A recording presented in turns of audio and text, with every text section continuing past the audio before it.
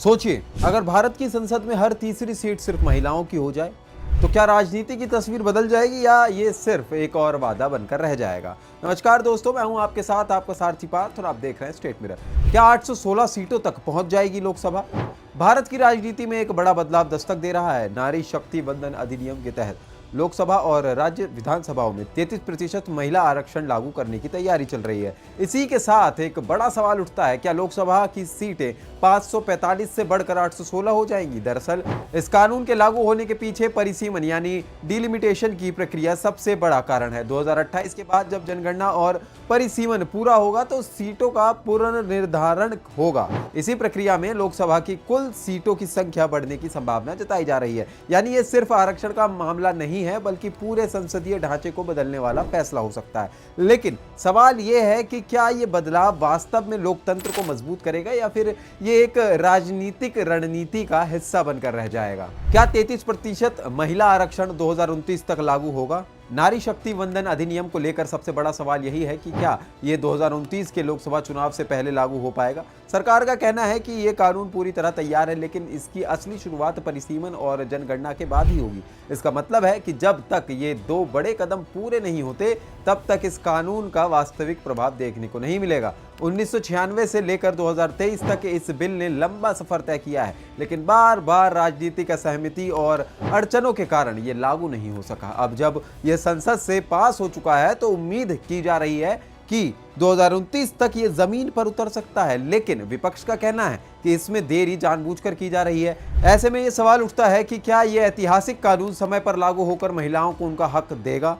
क्या ये महिलाओं के लिए गेम चेंजर है? महिला आरक्षण बिल को लेकर एक बड़ा दावा किया जा रहा है कि भारतीय राजनीति में गेम चेंजर साबित होगा, लेकिन क्या सिर्फ आरक्षण से सच में बदलाव आएगा? भारत में पहले से ही पंचायत और नगर निकाय स्तर पर महिला आरक्षण लागू है, जहां महिलाओं की भागीदारी काफी बड़ी है, लेकिन राजनीति के उच्च स्तर पर महिलाओं की भूमिका अभी भी सीमित है। इस बिल के लागू होने से संसद में महिलाओं की संख्या बढ़ेगी, जिससे नीति निर्माण में उनकी भागीदारी मजबूत होगी। हालांकि विशेषज्ञों का मानना है कि सिर्फ सीट आरक्षित कर देना पर्याप्त नहीं है। असली बदलाव तब आएगा जब राजनीतिक दल महिलाओं को टिकट देंगे, उन्हें नेतृत्व के अवसर देंगे और उन्हें निर्णय लेने की स्वतंत्रता मिलेगी। इसीलिए यह बिल एक शुरुआत जरूर है, लेकिन असली क्रांति तब होगी जब समाज और राजनीति दोनों महिलाओं को बराबरी का मौका देंगे। क्या सीटों का रोटेशन लोकतंत्र को बदलेगा?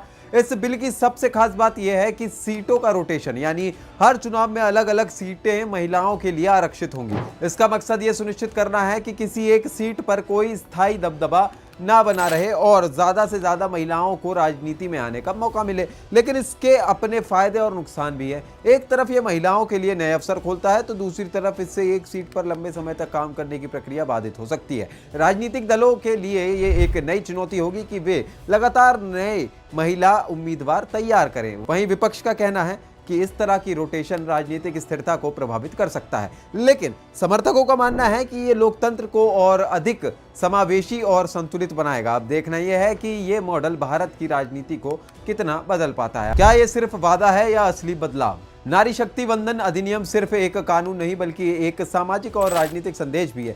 ये भारत के लोकतंत्र में महिलाओं की भूमिका को और मजबूत करने की दिशा में बड़ा कदम माना जा रहा है। लेकिन असली सवाल यही है, क्या ये केवल एक चुनावी वादा है या फिर वास्तव में ये देश की तस्वीर बदल देगा? इतिहास गवाह है कि कई बार ऐसे बड़े वादे अधूरे रह जाते हैं। हालांकि इस बार स्थिति थोड़ी अलग है, क्योंकि ये बिल संसद से पास हो चुका है, लेकिन इसका लागू होना अभी भी कई प्रक्रियाओं पर निर्भर करता है। अगर ये सही तरीके से लागू हुआ तो ये भारतीय राजनीति में महिलाओं की भागीदारी को नई ऊंचाइयों पर ले जाएगा, लेकिन अगर ये सिर्फ कागजों तक सीमित रह गया तो ये एक और अधूरा वादा बनकर रह जाएगा। अब फैसला सरकार, समाज और समय के हाथों में है। हमारी ये रिपोर्ट आपको कैसी लगी हमें कमेंट में जरूर बताएं और ऐसी तमाम जानकारी के लिए बने रहिए स्ट्रेट मिरर के साथ।